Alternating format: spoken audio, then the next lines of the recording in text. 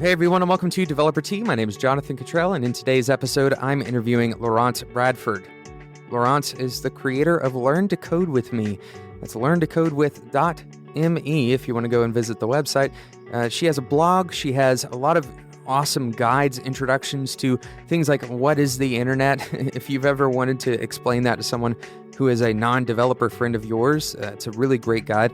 And it's actually a pretty good primer for those of us who are already in the know, supposedly in the know. There's some new stuff to be learned across Laurence's material. Laurence is also the host of a top 20 tech podcast by the same name, Learn to Code with Me.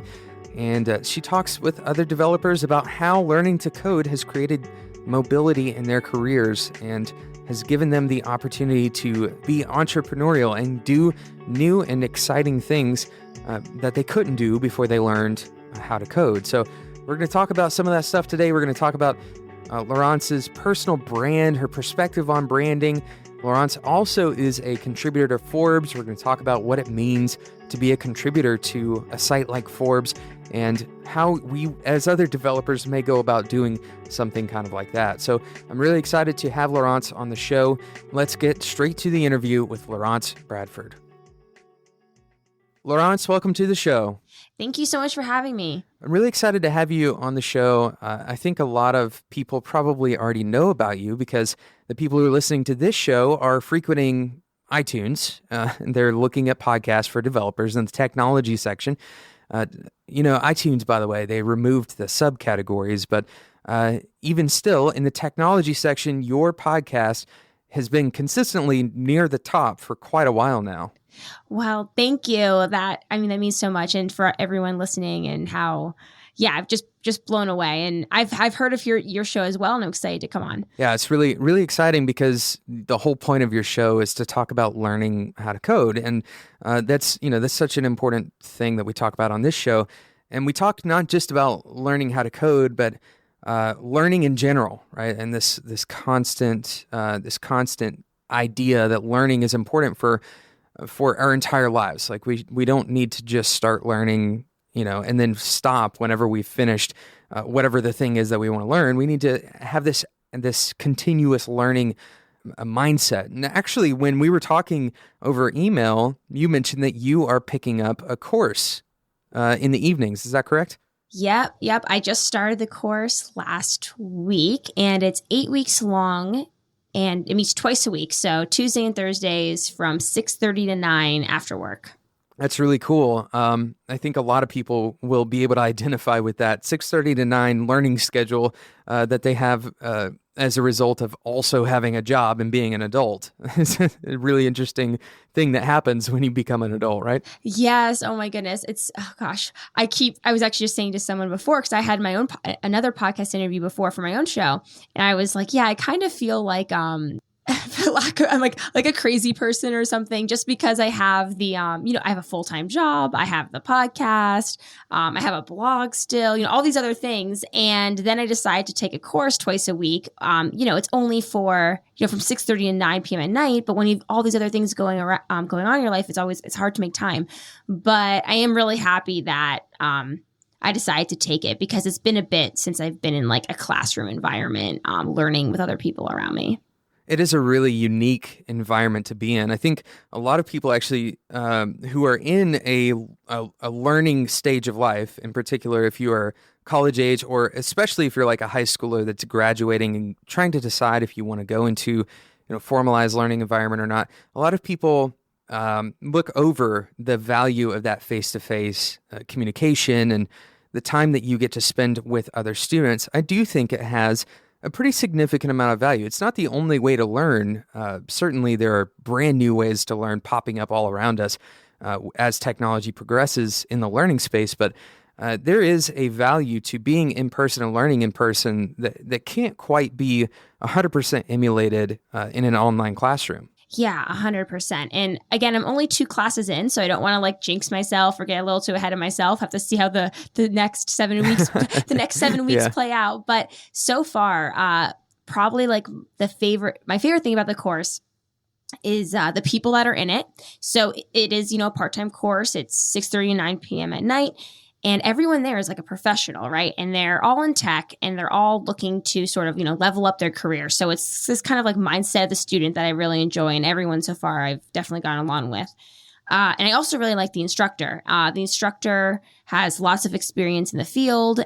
She's really, she's fun. She's entertaining. She teaches well. So, we'll see how things continue to go. But it's great to be around people like learning in that way.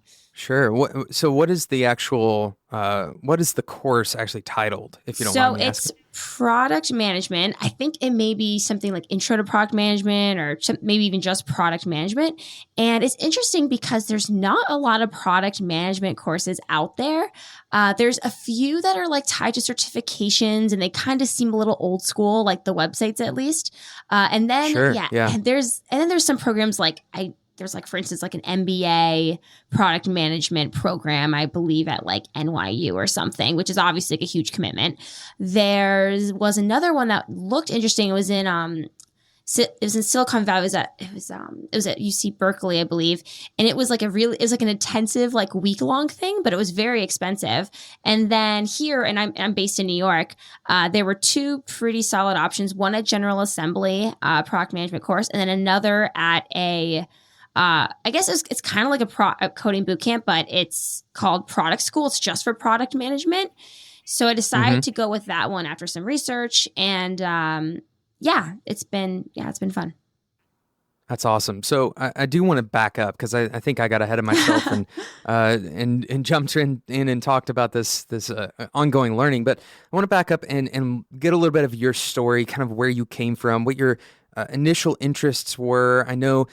For example, that you were in Asia for a little while and you have this kind of deep love for Asia. Can you explain kind of how you ended up getting interested in tech and interested in learning how to code and where that led you? What path you went down to get there? Yeah, definitely. So after college, I thought I wanted to do economic development and specifically in Southeast Asia. So during college, I had studied abroad in China, and then I was able to go back after that to Southeast Asia. And it's like the easiest way to get to Southeast Asia, especially as someone who's just leaving college, is to teach English there. So I decided to like English as a second language, or so I actually ended up teaching really young children that were between the ages, it's kind of ridiculous, between the ages of like 2 and 7. So it was like a private preschool / like elementary school. And I would that's a big age range. Yeah, I would go from class to class. I was kind of like the traveling teacher. I didn't have my own classroom. Yeah. I would go, and the youngest kids I was with for 20 minutes every morning. I mean, 2-year-olds who can't really just sing songs and do animals, point at things and name them. Yeah, exactly. Same with toddlers, of course, in the U.S. too. I don't, you can't really have a really long, intense class with a group of 2-year-olds. Sure. Yeah. And that was, it was a really great experience, but I definitely knew teaching was not for me after that. And especially younger kids. Well, I love to be around like younger kids. And in some ways, I feel like I was very fortunate because I had a lot of friends that were also teaching English there that were around high school students that would have more behavior issues. And the thing that I liked the most about these younger children were that even when they acted out in class, like you could never, ever take it personally because, there's like, they're 4 years old. It was still, and they're still like cute at the end of the day. And it wasn't as stressful, I think, in that way. But in any case, so when I was done teaching, I ended up getting like, this job at a think tank in Bangkok, and it's specifically in economic development, and they're like the economic development floor. So at the time, this was sort of my dream job, if you will. And I was only there for about a month when I realized it was nothing like I thought it would be. It was nothing for me. And that was really hard because I had been studying for like the GRE. I thought I was going to go to grad school to study economic development. Now, in hindsight, it was like a bullet dodge because I would have probably spent, upwards of $100,000 on grad school, and not to mention 2 years out of my professional life, back at school. Yeah. So I am happy that this all, happened at the end. But nonetheless, so I was, in Thailand. This wasn't for me. And I decided to start teaching myself how to code and just to build websites initially. There were a few other factors going on at the time, like I had started a travel blog, for instance, on WordPress. So I wanted to do things to like customize it. So I already had a bit of an interest from there. And well, that was actually really the main thing kind of pushing me. And then also not having any other career options at the time. And I was very fortunate. This is not something I realized until later, that when I was in Bangkok working at this think tank, I lived alone. And at this point in time, all of my friends that I had met through teaching either left or they were like further away from Bangkok teaching. So I didn't really have like any friends or family, which gave me a lot of free time to learn how to cook. Yeah. So it was sort of like I mean, this sounds kind of depressing. Like I had no friends or family, but it gave me tons of time to be able to learn how to code. And that's sort of what kickstarted it. I ended up moving back to the United States, taking like different kinds of courses online and in person here. And then about a year later, I started Learn to Code with Me, the blog, and things sort of took off after that. That's really a cool story. There's some aspects of that I'd like to kind of focus on for a second. One, I think you mentioned something that sounds a little bit like it's kind of funny in hindsight, but could very well have been like one of the really big factors for your success. And that was that you kind of had this space to focus, right? Like you didn't have a lot going on around you. You didn't have many people questioning whether or not you were going to be able to do it. You just had these resources and you had time. And I think that's a really powerful combination, right? Would you agree that you know, that focus level that you had as a result of being in a different country and with none of your friends, none of your family around, really just with time and resources? Yeah, it was definitely.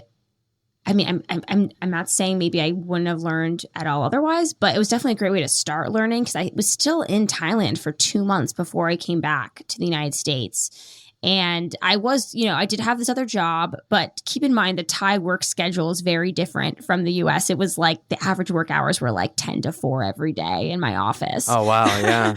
So Thailand's an amazing country for anyone like who's been there thinking of going. I mean, the people are amazing, but it's definitely a more like relaxed, I'd say, at least the office that I was in, not the long hours that some of us put in our jobs here in the US. But yeah, to answer your question, it was definitely very helpful at the time. And also, I didn't have really anything else to do. I mean, I didn't have any other options. Like what I thought I wanted to do wasn't. So I knew I had to find something else. And I was sort of taking, I guess, like a risk, but not really. I was only really wasting time at this point because I didn't spend money much on courses early on. So it was just the time of learning it. And that was another huge realization for me. I was spending before that so much time studying for the GRE. And I remember one day, and for anyone who's not familiar, the GRE is kind of like the SATs, but to get into grad school, it's like I think there's like, the essay and the verbal and the math, but really has no like practical use in the real world. So I was just like, why am I spending hours every weekend studying for the GRE when these skills like won't really help me make money ever? They're not like career skills. I could be spending that time doing something else. And of course, that was like learning how to build websites. Yeah, it is a very powerful thing because anyone who is thinking about going to grad school, you probably have seen like GRE prep courses and tons of it. I went to grad school actually, and doing the GRE prep was like, it did feel like kind of a huge waste of time. Because even on the other end of it, it's kind of like, okay, well, this isn't even the most important thing to your acceptance criteria. Like, you really what you need to do is get a relationship built up with the people at the school, and the GRE ends up being significantly less important than you are led to believe it will be. Yeah, I mean, I think, I'm not a fan of the whole standardized test thing. So, and again, it's just to me, it's like, it just doesn't have any real world value because you can write an essay in 25 minutes or whatever it is. And it has to be, the 5-paragraph structure. It's just not like the real world to me.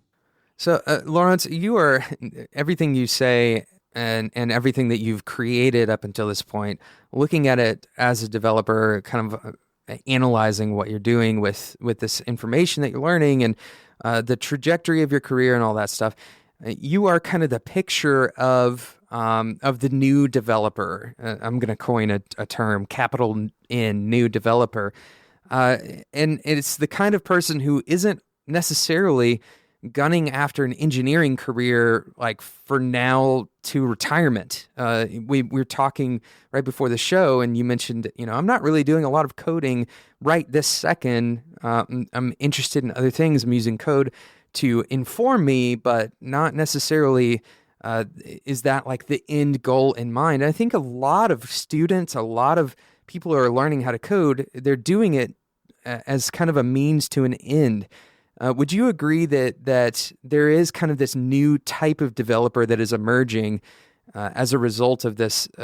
Really, it's a technological wave, right? There's so much influence that technology has over every sphere of what we do.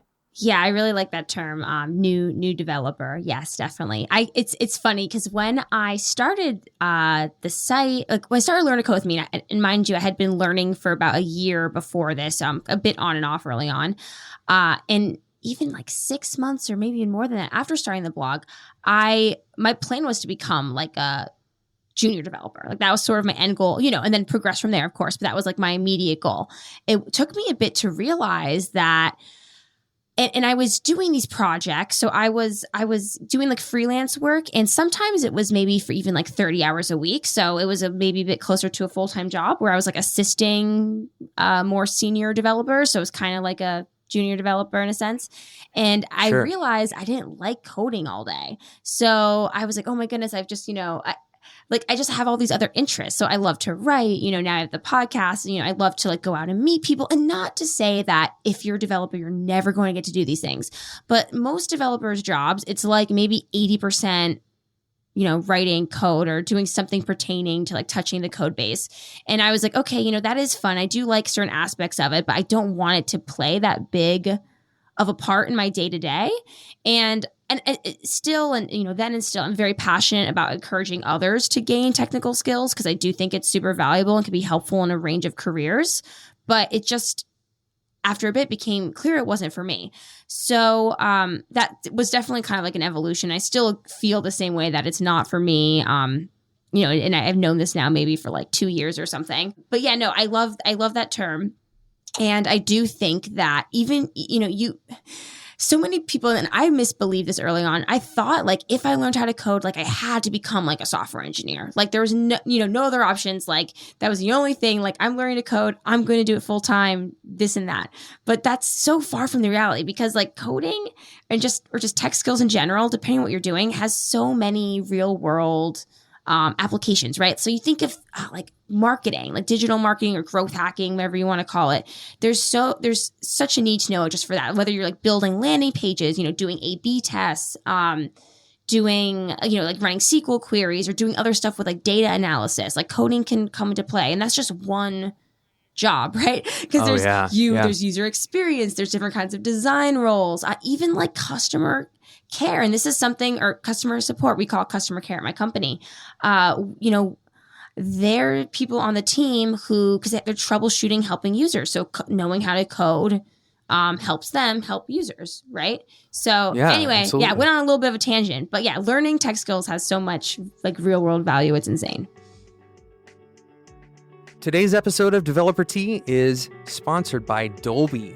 Dolby wants you to know that you can make your iOS applications better with a few simple clicks.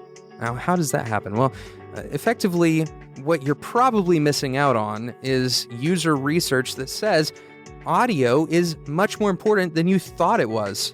If you didn't know this, 90% of users say that audio is important across their ecosystem. That means not only when they are sitting in front of their TVs and listening to their theater quality home sound system, but also when they are using your application. You can introduce this level of quality that Dolby has become so well known for. You can introduce that level of quality into your application by simply using their codec. It seems simple, but it makes a huge difference in clarity. And by the way, you can implement surround sound into your applications on iOS. Go and check out what Dolby has to offer to you in terms of tools that will make your application better with such a little effort. It's an incredibly low barrier to making your audio better with Dolby. just head over to spec.fm/DolbyIOS, spec.fm/DolbyIOS to get started today. Thank you again to Dolby for sponsoring today's episode of Developer Tea.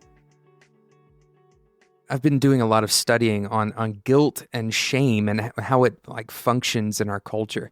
And there's a lot of developers who are listening to this right now, and you feel guilty, or perhaps you feel a sense of shame that you don't enjoy all of the deep engineering problems that your coworkers do. And then there's another group of you who absolutely enjoy it. But this first group who you feel like you want to use code in really distant ways, or maybe even in kind of hacky ways, that doesn't disclude you from this group of people that are really, it's more about digital literacy, right? We have some level of understanding, technical literacy. We have some level of understanding of how things work at their technical level, more than the average person, perhaps, right?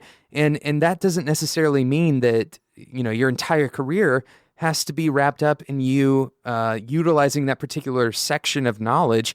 In the same way that if I study English or if I study another language, I don't necessarily have to study that in order to become a career, whatever that I don't have to go and teach that language just because I know it, right? There's so much more that I can use that language for. I don't have to just use the language directly, but rather I can use it as a tool. And this is really what a lot of people in our the younger generation now, growing up and getting into the workforce, what we kind of misread as signals from the industry, which is, learn to code because there are coding jobs. And that's really the wrong signal, I think.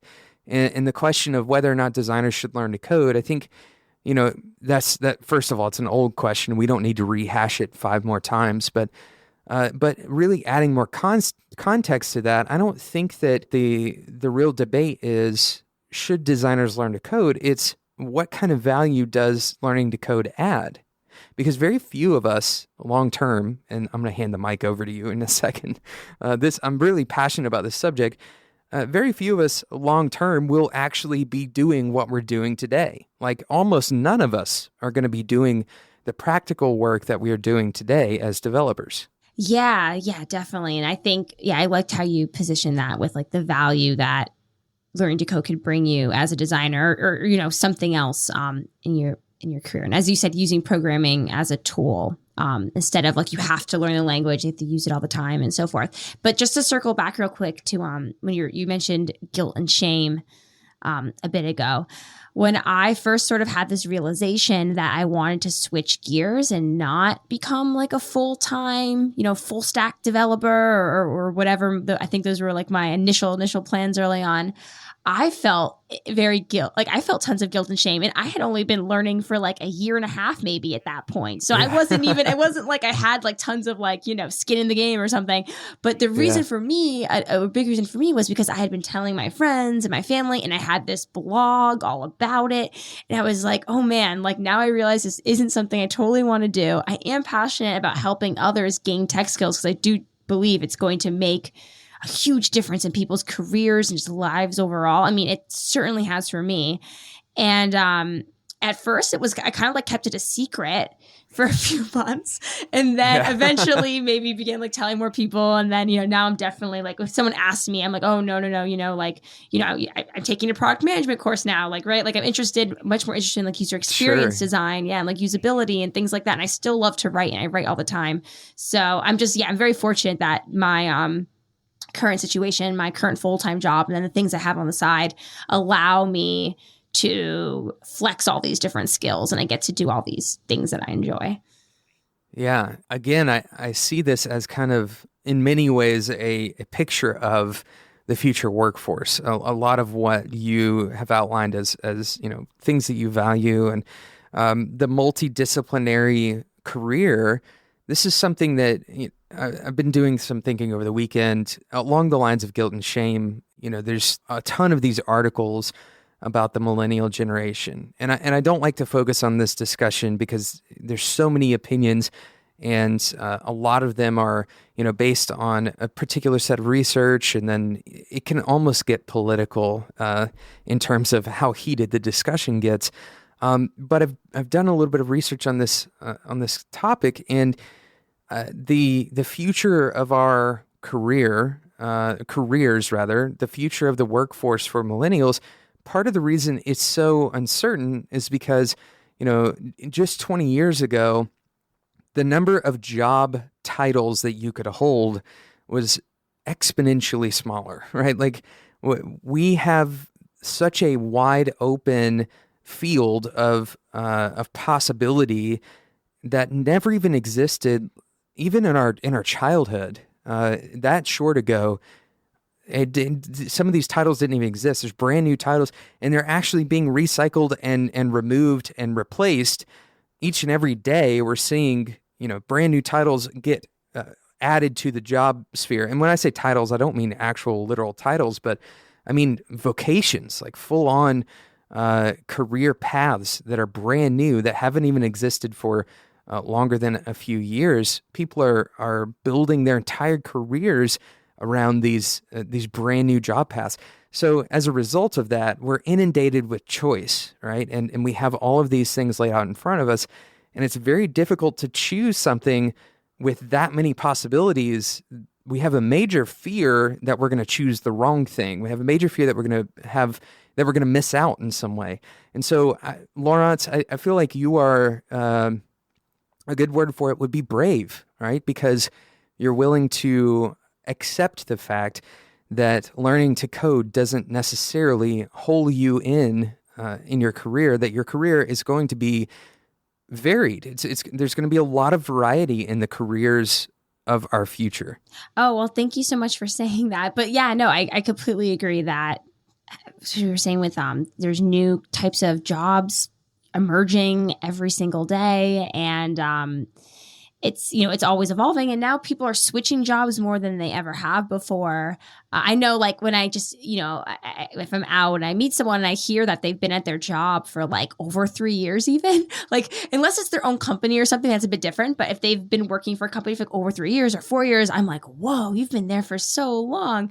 And yeah. Maybe it is like a generational thing, or I don't know. But also things are just the landscape is constantly changing, and just the rise and fall of these different companies, and just wanting, I don't think it's a bad thing to move from jobs at all. I think if you're moving in the right direction, and what I mean by that is, like, for you, so like the career path you want to take, if you're that next job, it is the right thing. I mean, why not move? I don't feel like you should stay at the same thing for, a few years or more, just so it looks good on your resume or what have you.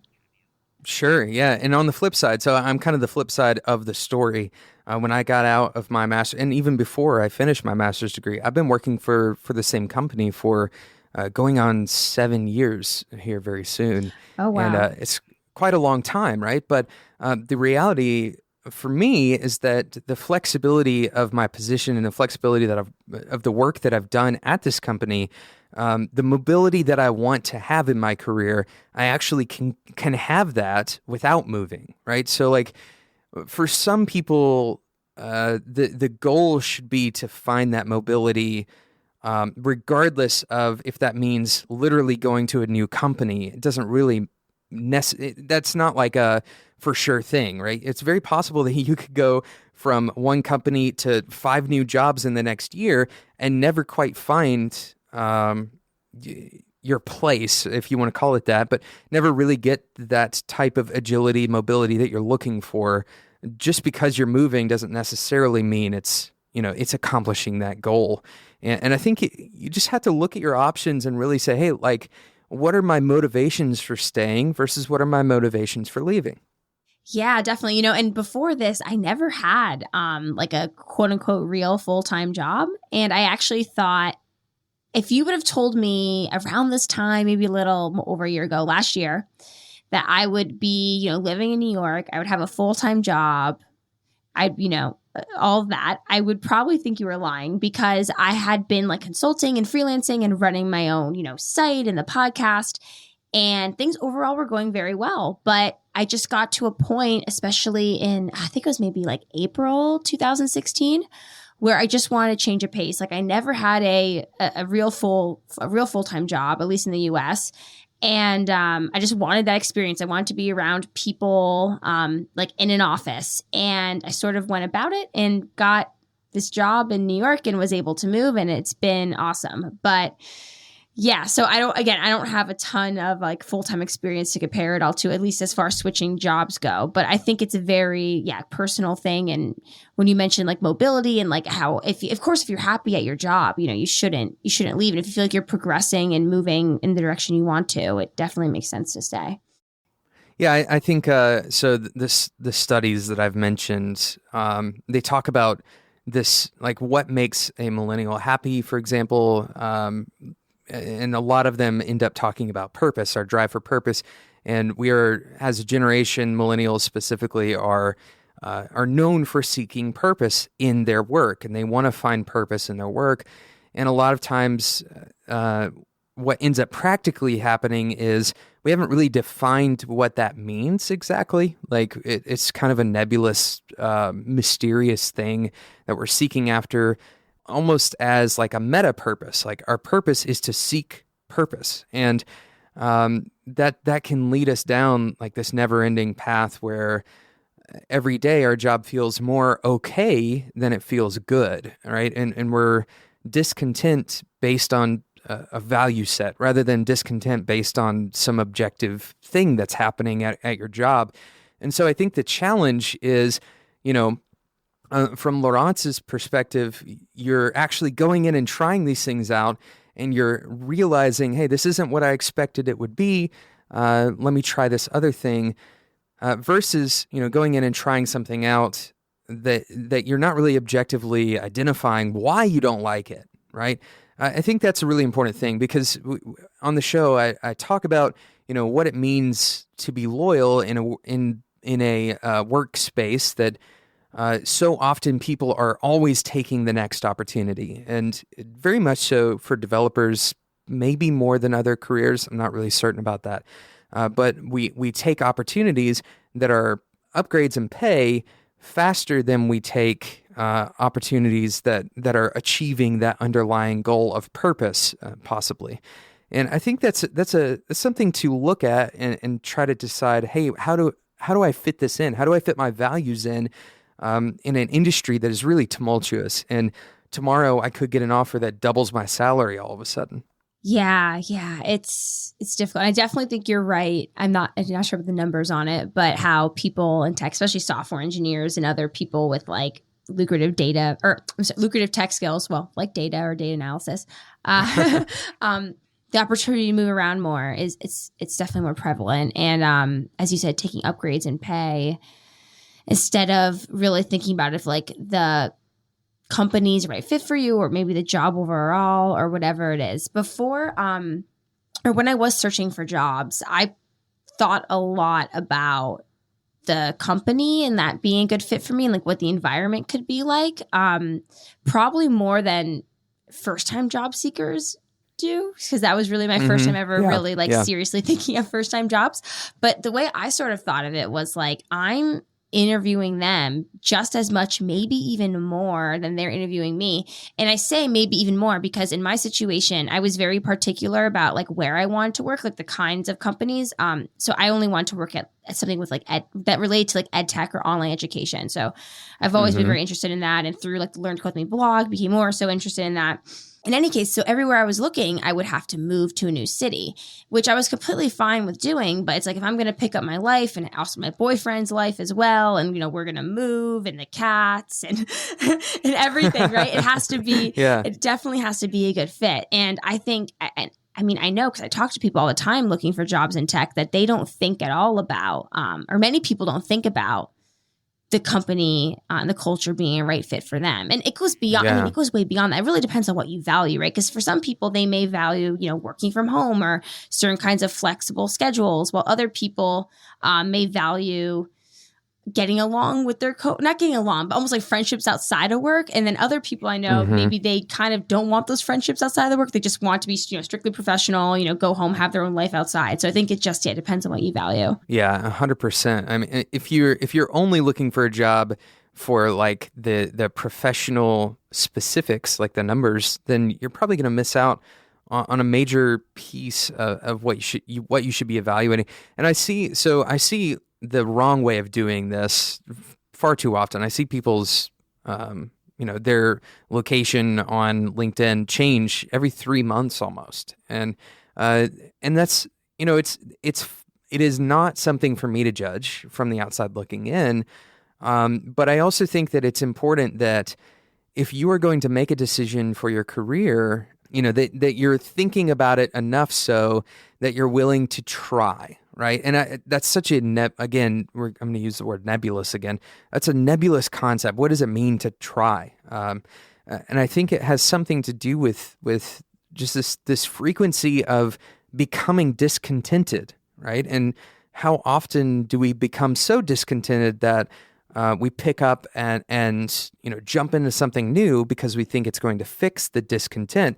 And I would challenge the people listening to the show that you work inside of that pain sometimes, the pain of discontent, and try to identify what the source is of your discontentment, because so many times we don't really recognize what that source is, and instead we have kind of this perception that the grass is always greener, and we see something that we like somewhere else, and it's so easy to pick up and go. But again, with that said, we have this really unique balance on today's episode of Laurence and myself, having two completely different career paths.